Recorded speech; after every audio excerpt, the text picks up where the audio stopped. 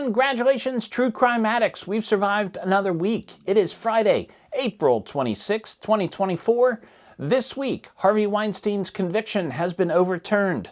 Trump has a Pecker problem, and a deathbed confession leads to a cold case being solved. All this and more. Stay tuned.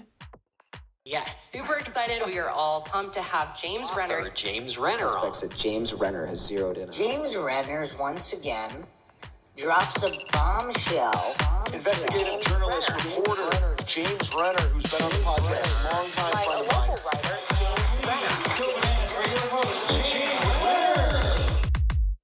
And welcome to the show. This is True Crime This Week with me, your host, James Renner. There's the James Renner bell. Hey, this is, like I said, True Crime This Week. This is where you come for your true crime news. It's all the true crime news from the last week that you might have missed. This is where you go to stay up to date on all the true crime that's going to be the next Netflix special, the stories that people are going to be talking about. And it's just something I do. It's a public service. You're welcome. But tell your friends that might be into true crime. This is the show you're going to want to listen to. Speaking of true crime podcasts, my other podcast, Synth Sleuths, concluded this week. I released the final episode on Tuesday. That is the true crime show where I have an AI co-host, and we talk about consciousness and then dive into a famous unsolved mystery. It was a lot of fun. I got to know AI and everything about that world, and now it's a limited series, so you can listen to all 12 episodes whenever you want to. Listen to them in order so you can see how the AI progresses. At times it gets very creepy, but it was all a big experiment, and now it's over, for the time being at least. Check it out, Synth Sleuths. And as always, I want to thank Walter for manning the camera. Walter's just back from dropping acid at the Fish concert at the Sphere in Las Vegas. I hear he had a good time. Thanks for being here, Walter. Lots of big stories this week. Let's jump right to it. In the worst case of injustice since Shakespeare in Love won the Academy Award for Best Picture, the New York State Court of Appeals overturned Harvey Weinstein's 2020 rape conviction, according to The Hollywood Reporter. Weinstein was once the most powerful man in Tinseltown. This was a man who was able to make or break an actor's career based on whether he liked them or not. And often whether he liked them or not had to do with whether they'd come to his hotel room at the end of the night. And he'd answer the door in a robe, and then he'd attack people, women. So this happened to multiple young actresses, and it led to, it was kind of an open secret in Hollywood for a number of years before the Me Too movement brought him down, but now his conviction has been overturned in New York. In a 4-3 ruling, of which female judges on the appeals court supported the decision, Weinstein's 2020 rape conviction was overturned. The reasoning is that Weinstein's trial was prejudiced by improper rulings, including allowing jurors to hear about allegations that didn't have anything to do with the cases for which he was being tried. At criminal trials in the United States, jurors are only supposed to weigh guilt or innocence based on crimes that the defendant is currently charged with. Now, in her ruling, Judge Jenny Rivera wrote, quote, "It is out of solemn duty to diligently guard these rights regardless of the crime charged, the reputation of the accused, or the pressure to convict," end quote. In February 2020, Weinstein had been found guilty in New York of the criminal sexual assault of a production assistant on Project Runway and rape in the third degree for the assault of an actress named Jessica Mann. He was sentenced to 23 years in prison for those crimes. The DA has already vowed that they're going to retry this case as soon as possible, which only re-traumatizes those victims, right? In the meantime, Weinstein is not a free man. He'll likely be transferred to a California prison to serve out his sentence for another rape there. In 2021, Weinstein was charged with 11 counts of rape and sexual battery against women in California. He was found guilty of 3 of those charges in 2022 and sentenced to 16 years in prison. Now, those sentences are consecutive to the New York crimes, meaning the clock does not start ticking until he's actually in prison in California, serving those 16 years. At 72 years old and not in the best health, Weinstein is very unlikely to ever get out of prison. The head of the Hollywood Commission, which fights harassment in the entertainment industry, said in response to overturning this conviction, quote, "Today's decision reinforces what we already know through our survey of over 13,000 entertainment workers. We have seen a lack of progress in addressing the power imbalances that allow abuses to occur and that sexual assault continues to be a pervasive problem." By the way, the woman being quoted there, the head of the Hollywood Commission, is Anita Hill, who testified in front of a Senate Judiciary Committee in 1991 about allegations of sexual harassment against her by Supreme Court Justice Clarence Thomas. And that committee was headed by Delaware Senator Joe Biden. So it all comes back around. Very interesting. So check out the developments in the Weinstein case in the weeks to come. Also in New York, the criminal case against former president, rapist, and reality TV star Donald Trump continued this week with testimony from David Pecker, who once ran the National Enquirer tabloid. Trump is facing 34 felony counts for falsifying business records to hide hush money payments to porn star Stormy Daniels, according to the New York Times. If convicted, Trump could face anything from probation to 4 years in prison. On the stand, Pecker talked about meeting with Trump and Trump's lawyer Michael Cohen at Trump Tower, where they hatched a plan leading up to the 2016 presidential election for the Enquirer to write negative stories about Trump's rivals and only positive stories about Trump. But Pecker actually did a little bit more than that. He also described these, quote, catch and kill deals. That's where the paper would find a negative story about Trump and buy it as an exclusive so that that source could not talk to other newspapers and have that story come out. One of these catch and kill stories involved the doorman at Trump's building who claimed Trump had fathered a child out of wedlock. And although the paper claims they discovered the story was false, they still paid $30,000 for it to go away anyway. Of course, this is not the first time a Pecker has gotten Trump into trouble. As this was happening in the Supreme Court also this week, the Supreme Court has been debating about whether a president like Trump can have absolute immunity from criminal charges. So if they should rule that, in fact, and there's, as we know, a majority of conservative justices on the Supreme Court right now, thanks to Trump, if they should rule that he has immunity, we will essentially have a king in the United States of America. So we live in very strange times, my friend. Over to the other side of the world, Sydney, Australia is currently a powder keg of religious hostility following several knife attacks in recent weeks. The troubles began April 13th when 40-year-old Joel Cauchi stabbed and killed 6 people and injured 12 more inside a busy shopping mall in Sydney before being shot and killed by police. Cauchi appeared to be targeting women in this attack, and his father later said he blamed his son's frustrations for not having a girlfriend. 2 days later, a 16-year-old boy attacked and stabbed a bishop at a Sydney church. The service was being live streamed, and the video was copied and pasted and reposted around social media, including on X, prompting around 2,000 people from the neighborhood to quickly converge on the church, seeking vengeance, according to the Associated Press. The stabbing happened at Christ the Good Shepherd Church, and both Bishop Mar Mary Emanuel and Reverend Isaac Royal were injured in the attack before the boy could be subdued by parishioners. There were even claims that in response, these parishioners severed the boy's fingers. That has not yet been confirmed.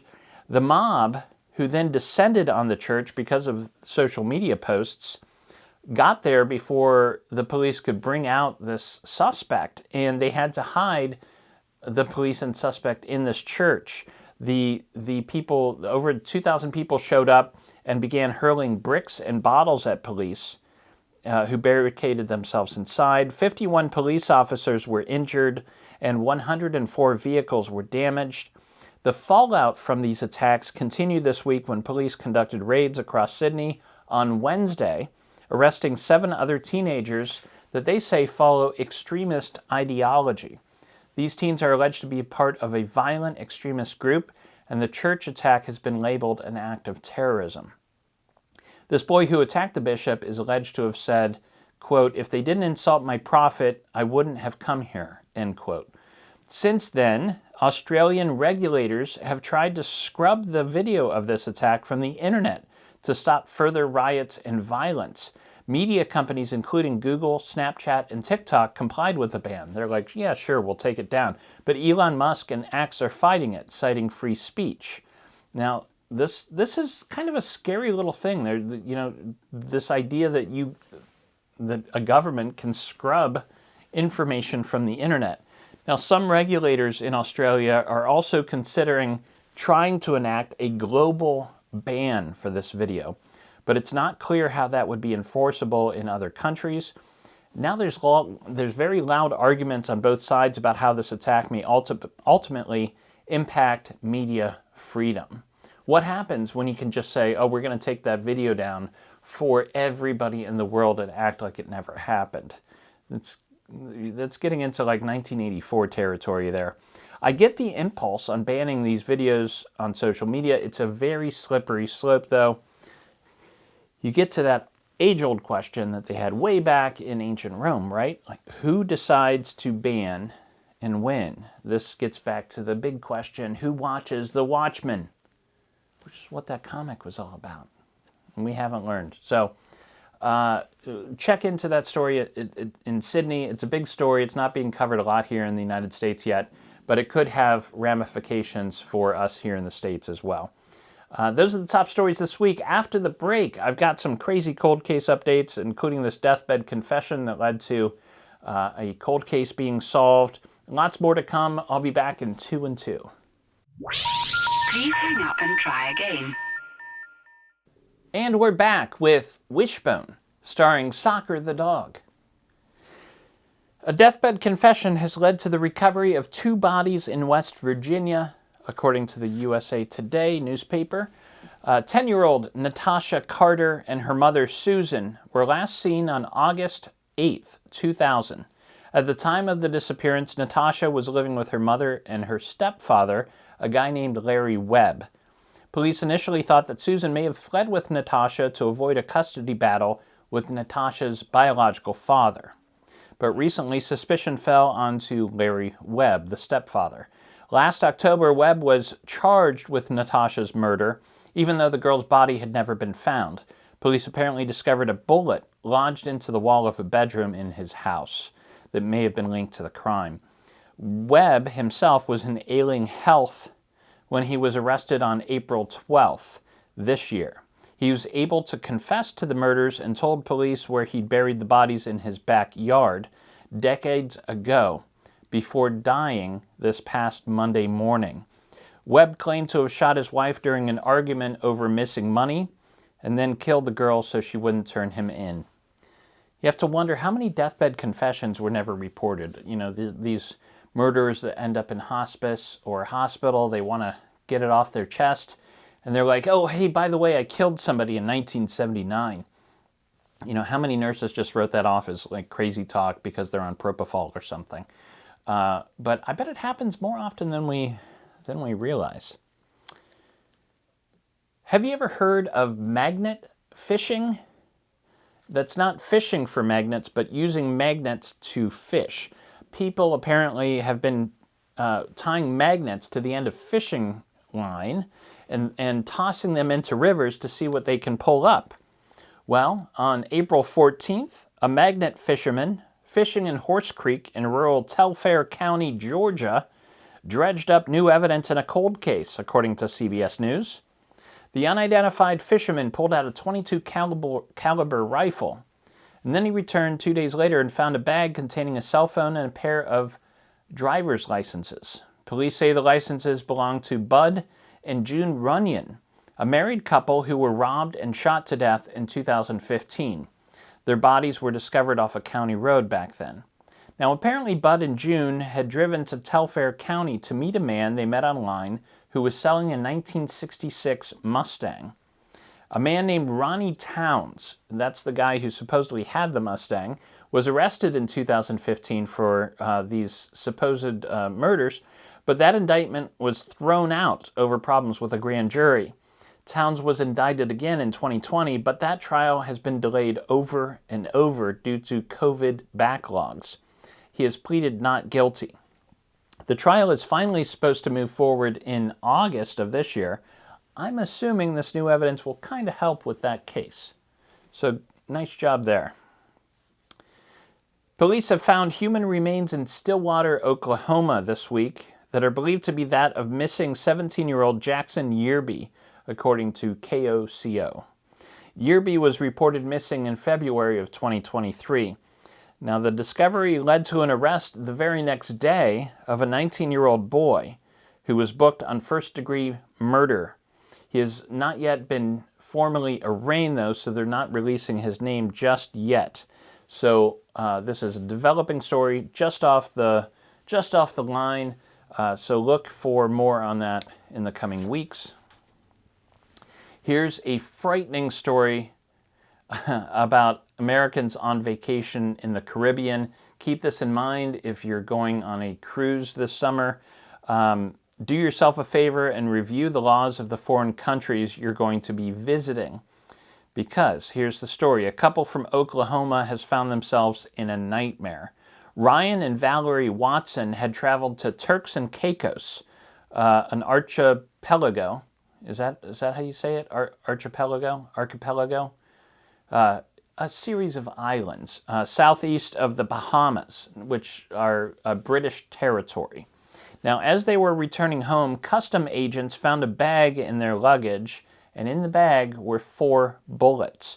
Apparently, Ryan had recently gone hunting and never cleaned out his bag before they went on this trip, which is bad news because Turks and Caicos, they don't like ammunition. In fact, there's a mandatory minimum sentence of 12 years in prison for carrying ammunition. And now Ryan is sitting in prison awaiting trial. Valerie has returned to the States where they have 2 children. Now they're desperately trying to get senators and the U.S. government to intervene. So be careful out there if you're traveling to the Caribbean. Do your due diligence, do your research before you go, and leave your bullets at home. Let's jump over to weird news.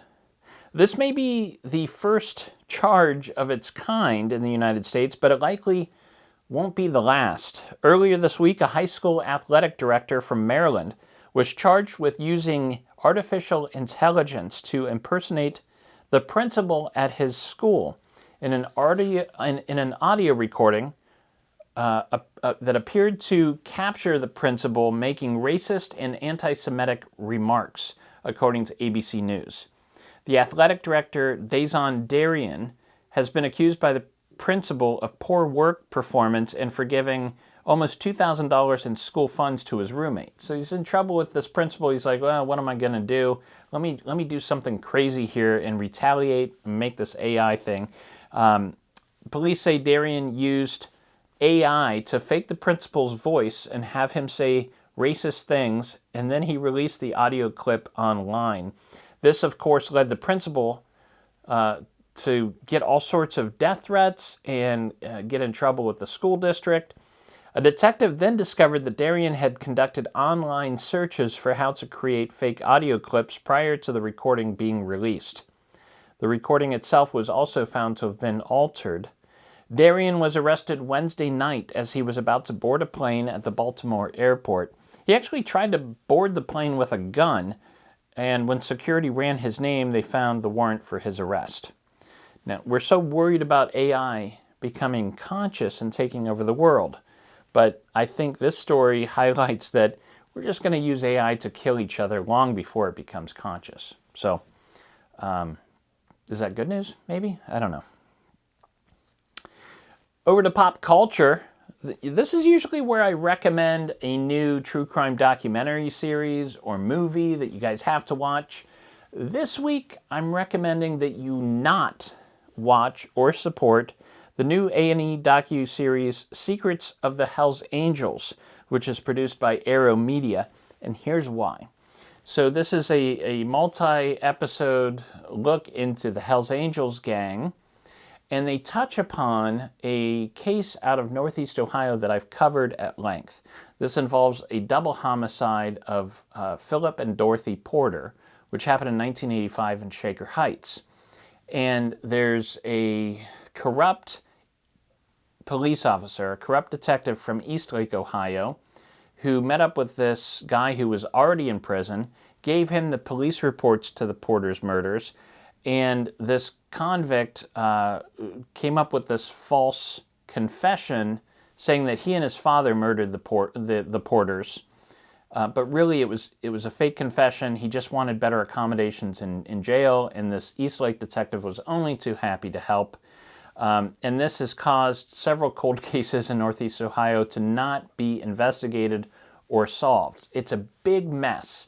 And then Arrow Media and A&E step in, and they've made it so much worse. Because this convict, Donnie Soki, who says he and his father killed the Porters, the motive he gives for these murders is that Philip was the executive director of the Plain Dealer back in the 60s, and they published a bunch of stories that were unfavorable towards the Hells Angels, which is the weirdest motive I've ever heard. You know, going after an editor 25 years after these stories ran doesn't make any sense. And if you look into the crime, it couldn't have happened the way he did. I reached out to A&E, I reached out to Arrow Media, I told them, you've got the facts wrong. I gave them court documents, or at least links to court documents, and explained to them how this detective was not being truthful to them. They went ahead and ran the story anyways because it's sexy. So, fuck those guys. Don't watch that show. However, I do have a book to recommend this week that's very good. And it's by my friend LaDonna Humphrey, another true crime writer. And the book is called Connected by Fate. And this is the last of a trilogy of books about the unsolved murder of Melissa Witt. Many true crime fans will know that case. And here's the write-up. Connected by Fate unfolds against the haunting backdrop of the Ozark National Forest, where the unresolved murder of Melissa Witt has cast a long shadow over the dense woodlands for almost 3 decades. The mystery woven into the fabric of the remote mountaintop has become a part of the lore of the land, with the true identity of the murderer eluding capture, concealed by the forest's imposing presence. Enter LaDonna Humphrey, driven by a profound sense of justice and a personal commitment to uncovering the truth, despite never having met Melissa Witt. LaDonna's connection to the case transcends the ordinary, fueling her with a relentless determination that has defined her life for almost a decade. LaDonna's investigation is a riveting narrative of courage, resilience, and an unwavering pursuit of truth in the face of overwhelming odds. Each breakthrough and setback, each clue unearthed and lead followed, draws her deeper into a web of intrigue that extends far beyond the initial crime. So check that out. Connected by Fate, LaDonna Humphrey. As I said, and this is just out. This just came out last week. So fresh off the press, and it's the last of a trilogy of books about Melissa Witt. I've never seen somebody tackle a case quite like that over multiple books, but if you're into true crime, you're going to dig it. So that's my recommendation for this week. And that's the episode, guys. Go out, have some fun. The weather's nice in Ohio. Hopefully it's nice where you're at. The flowers are in bloom, which means I'm inside because I'm sneezing every 5 seconds because of the pollen. Whatever you're doing, have fun. And in the words of the incomparable Murray Saul, we gotta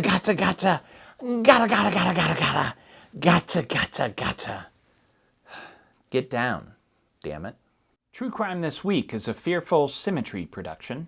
Photo and artwork are licensed through Shutterstock. If you like the cut of my jib, I have another podcast you might enjoy called The Philosophy of Crime, in which I attempt to solve the big questions behind our true crime obsession by looking to philosophy for answers. Thank you for listening. I'll see you next week. Sit, Brownie, sit. Good dog.